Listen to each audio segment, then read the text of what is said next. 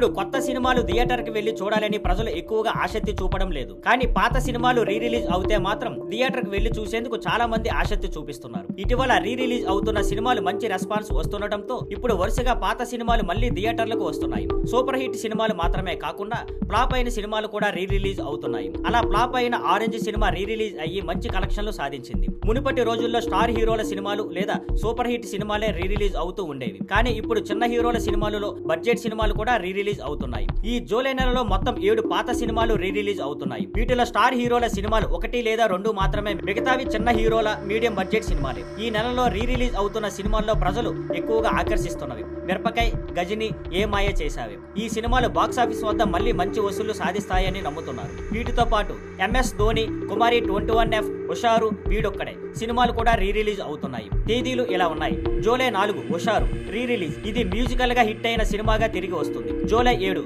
MS Dhoni re release. Dhoni fans, sports అభిమానులు చూడనున్నారు. July 10 కుమారి 21F కుర్రకారుకు ఇష్టమైన cinema మళ్లీ థియేటర్స్ కు వస్తుంది. July 11 Mirapakay Ravi Teja hit movie re release లో సూపర్ హిట్ అవుతుందని భావిస్తున్నారు. జూలై 18 గజని తమిళ్ మూవీ అయినప్పటికీ తెలుగులో మంచి క్రేజ్ ఉండడంతో రీ రిలీజ్ అవుతుంది. జూలై 19 2 సినిమాలు రీ రిలీజ్ అవుతాయి. ఏమాయ చేశావే నాగ చైతన్య సమంత లవ్ స్టోరీ యువతలో ఎప్పటికీ క్రేజ్ ఉంది. వీడొక్కడే సూర్య తమన్నా నటించిన సినిమా. ఇది తెలుగులో ఎలాంటి రెస్పాన్స్ వస్తుందో చూడాలి. మొత్తం చూస్తే ఈ 7వ నెలలో 7 పాత సినిమాలు మళ్లీ థియేటర్లకు వస్తున్నాయి. వీటిలో ఏవి హిట్ అవుతాయో, ఏవి మంచి వసూలు సాధిస్తాయో చూడాలి.